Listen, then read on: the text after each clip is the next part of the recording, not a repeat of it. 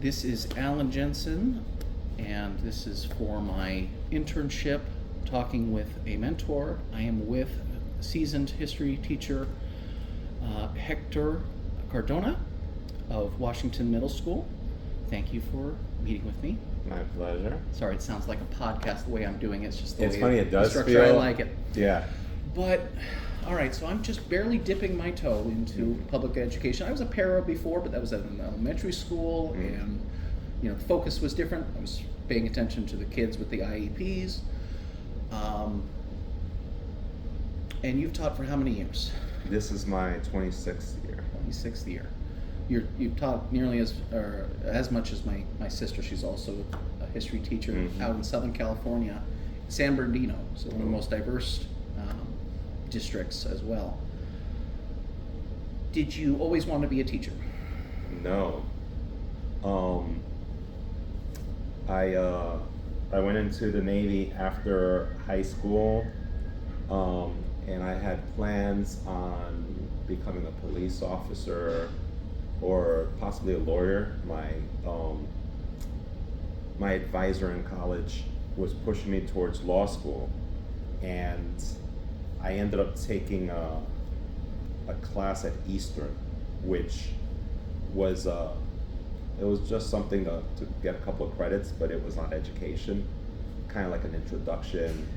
And I ended up visiting a couple of schools, shadowing some teachers, and I was like, this might be interesting, because I think in looking for a career, I wanted something that I felt that I was making an impact, and I could look back at my life and say, you know what, I made a positive difference in people's lives. And I shadowed my cousin in New Jersey, who's a prosecutor, and I was like, I don't know if I'd be happy doing this. The money was good, but I decided, you know what, I'm gonna go ahead and try teaching for 3 years. If I don't like it, then I'll go to law school, or I'll become a police officer. My best friend actually became a police officer around that time and was encouraging me to join him. But after 3 years, it became 5 years and 10 years, and before long, it's like, I can't believe I've been doing this for over 2 decades, but it is very rewarding, especially when you come across former students and they let you know that you made a difference in their lives. I actually had a former student he's a senior right now, and when he was here at Washington, the first marking period, he got all Fs, mostly Fs. Second marking period the same. I had him in homeroom, and I remember he was frustrating. You kind of humor him sometimes, but you talk to him, and a lot of times you'd be surprised. Like they want someone to talk to, but they also want someone to talk to them. And I just gave him advice, and I used a lot of my own real world experiences. And he got a little better before he left Washington and went to Maloney, but he was still a bit of a knucklehead. He didn't really think that he could succeed. He was the oldest of, I think, like 6 siblings, and his mom, according to him, wasn't really paying attention to him. She didn't care if he graduated or not, so I made him a promise, you know what, if you graduate, I will go to your graduation, if you graduate from high school.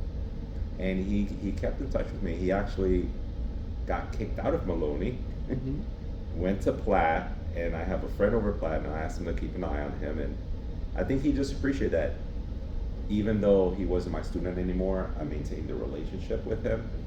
And last year, I lost touch with him. I didn't know he wasn't at Platt anymore, and my buddy didn't know where he was, and he contacted me this week. He's in Houston, and he sent me his report card. And I was just so impressed. I'll show you real quick. And for him, this was just, look at that. Yeah. Wow. Awesome. And, of course, the words, the Yes. yeah, I wanted to, show you my grades, and, you Yeah. believed in me when, others didn't. And the thing is, I didn't really treat him any different from other kids. I mean, like, I give attention where I think it's needed, but I didn't treat him like he was my favorite or anything. And you just do your best, and it's a team thing. There was this teacher I worked with, Ed Beach, who's retired now, and he would be like, all right, tag, I'm passing this kid on to you, and it was more like a group effort, because you only have them for 10 months out of their lives. You only see them for maybe an hour a day or whatever, but you do your best. You work with other people, and I know I'm not going to connect with all of them, Yeah. but you connect with who you can, but you try to be genuine. Because I think my first or second year of teaching, there was one kid who was so annoying, and I felt was just so rude. And one day he was like, "You don't like me, do you?" And I was like, "Oh my goodness!" Like, I didn't like him, Yeah. and I was like, this is someone's kid, and if my own kids, I didn't have kids at the time, but if they were going to school and they felt that there was a teacher who didn't like them, that they're not going to work for you. So I try to be firm. I'm not trying to be their friend. I let them know, Yeah. I'm your teacher. There's that Boundary. space, but I am gonna show empathy. A word in Spanish I love, cariño, which is just like that care that you get from like your grandparents, your uncles, your Mr. Feeney. mm-hmm.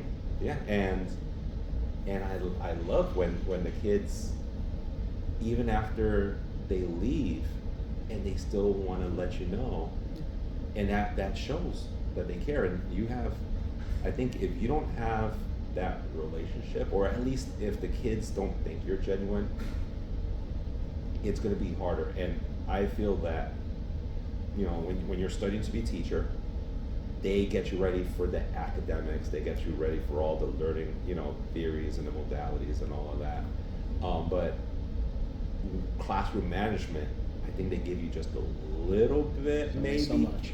And then when you're in a classroom, it's like you get overwhelmed.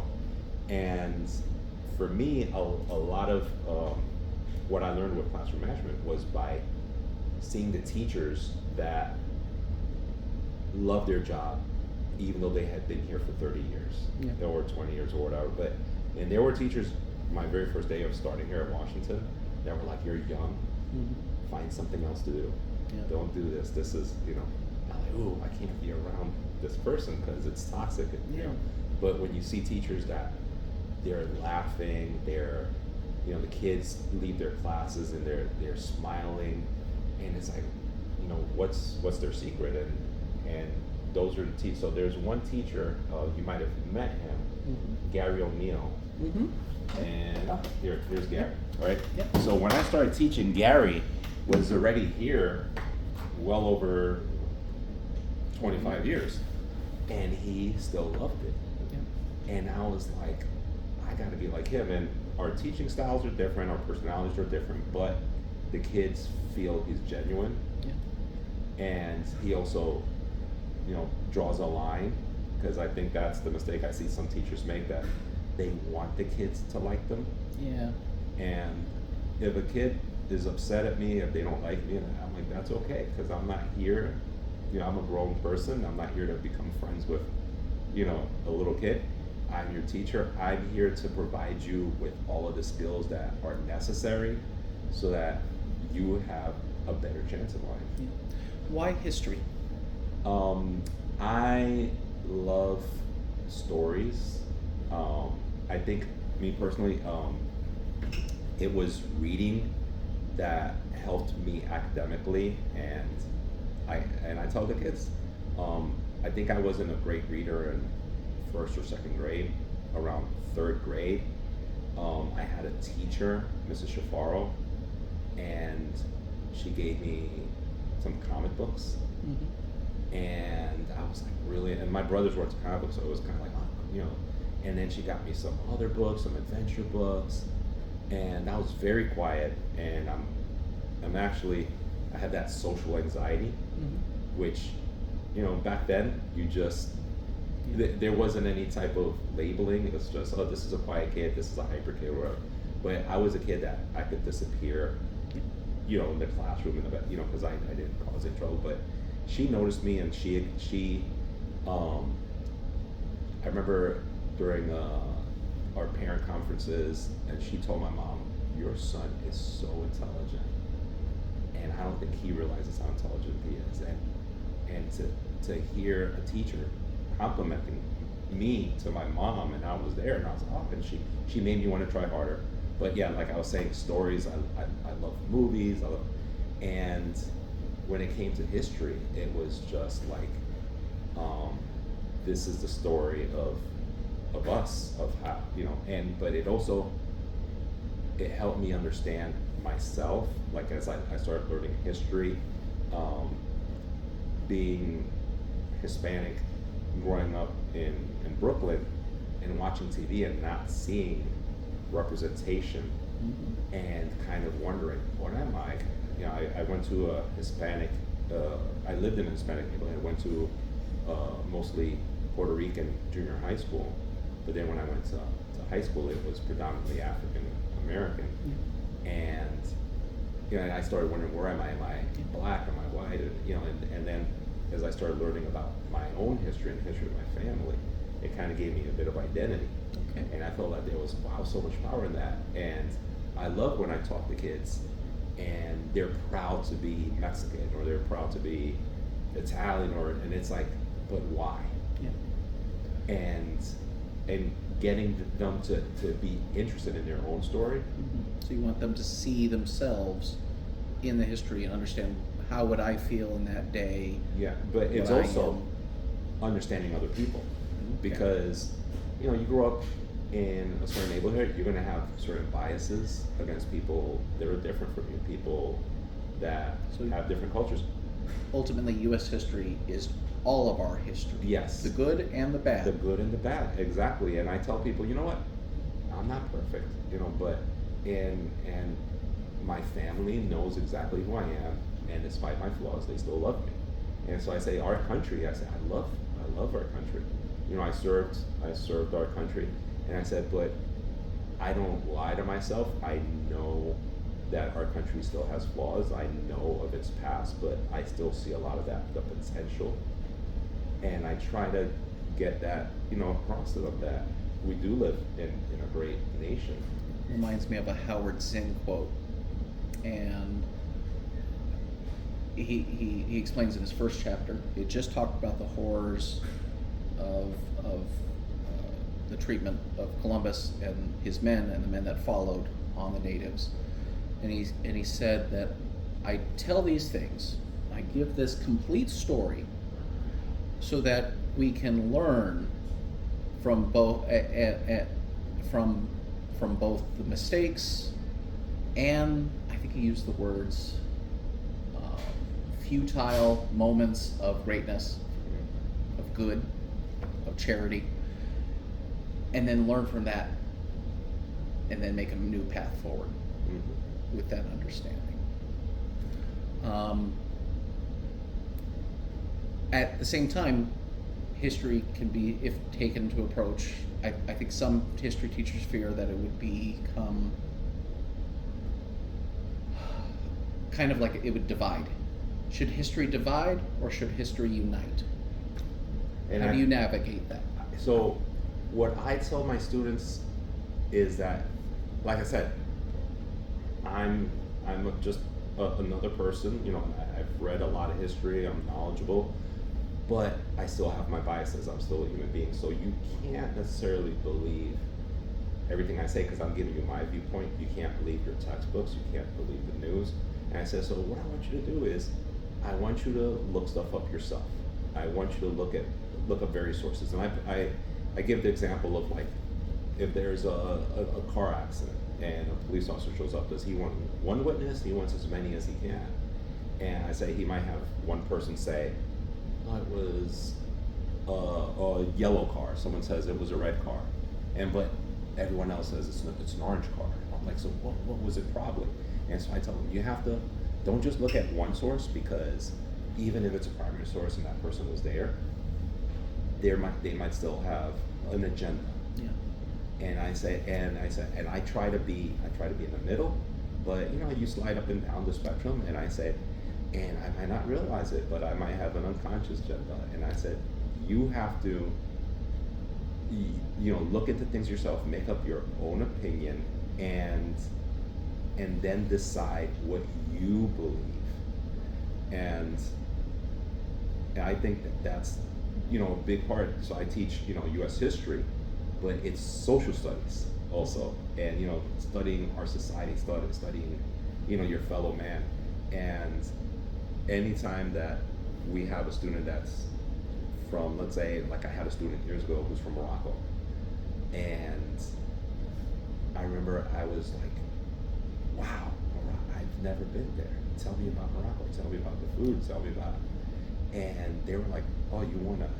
And this student, who was a difficult student, ended up being great for me, because I took an interest in him, and I shared, I kind of like shared, what he shared with me with the other students. Like, did you guys know that he did this? Do you guys know he did? Another kids were like, wow, that is cool. And I think, and I tell them, you know what? We, even if we're from different cultures, if we, socioeconomically we're different, we there's still things that are gonna, tie us together. Still things that we have in common. So we're going over long, but I have two last questions. Mm-hmm. The first one, technology has changed a lot in the last 26 years. How have you adapted, and what do you recommend? Because sometimes it seems like it's 2 steps forward, 1 step back.